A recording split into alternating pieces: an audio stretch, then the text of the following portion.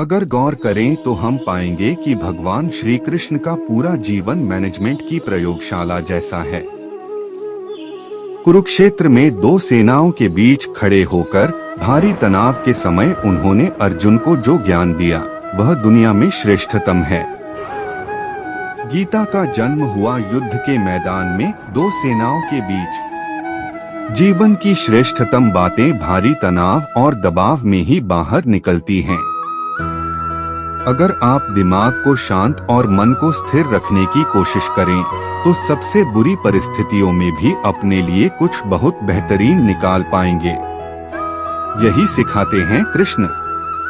गीता पढ़ने से पहले अगर इसी बात को समझ लिया जाए तो गीता पढ़ना सफल हुआ मानो।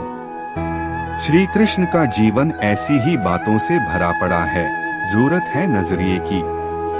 उनका जीवन आपके लिए माइथोलॉजी का एक हिस्सा मात्र भी हो सकता है और आपका पूरा जीवन बदल कर रख देने वाला ज्ञान भी। यह हमें तय करना है कि हम उनके जीवन से लेना क्या चाहते हैं।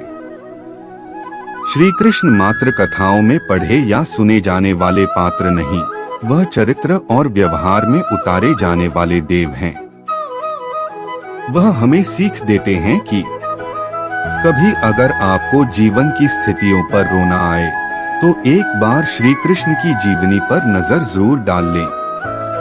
रोना बंद कर देंगे आप। श्री कृष्ण ने एक जेल में जन्म लिया था और जन्म लेने के तुरंत बाद ही उन्हें रात में ही उफनती यमुना पार कर गोकुल ले जाया गया। तीसरे दिन ही राक्षसनी पूतना उन्हें मारने आ पहुंची और यहाँ से जो संघर्ष का सिलसिला शुरू हुआ वह देह त्यागने तक बना रहा।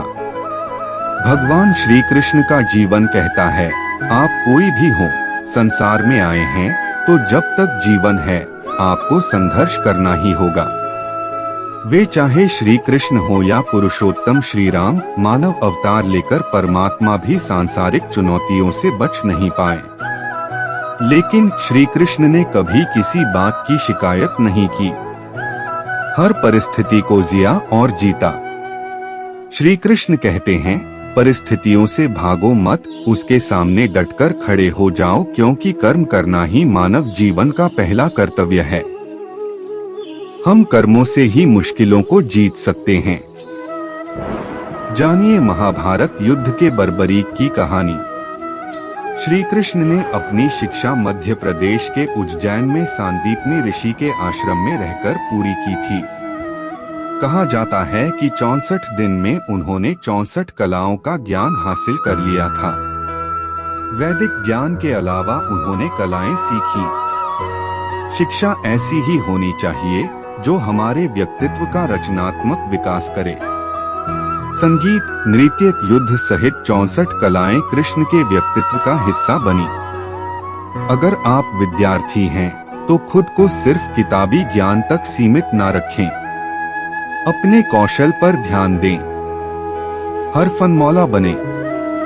अगर आपके बच्चे स्कूल में पढ़ते हैं तो उन्हें अपने व्यक्तित्व को कौशल समृद्ध करने को प्रोत्साहित करें। उनमें कोरा ज्ञान न भरें। उनकी पढ़ाई ऐसी हो कि उनकी रचनात्मकता को नए आयाम मिले।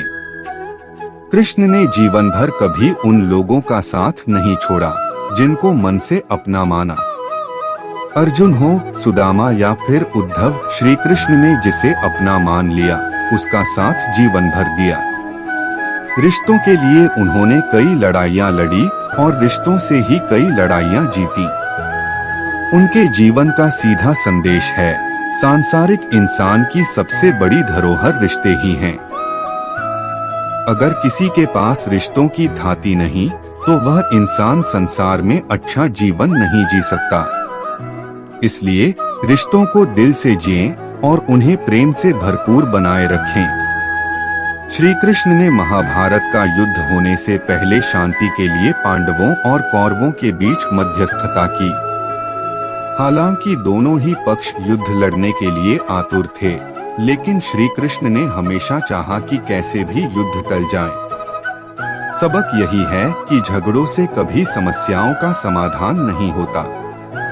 शांति के मार्ग पर चलकर ही हम समाज का रचनात्मक विकास कर सकते हैं। श्री कृष्ण ने समाज के लिए और मन के लिए शांति को ही सर्वोपरि कहा। उन्होंने समझाया कि कोई भी परेशानी तब तक मिट नहीं सकती जब तक शांति ना हो। शांति से ही सुख मिल सकता है, वह चाहे वैयक्तिक हो या समाज की। शांति से ही उन्नति संभव है।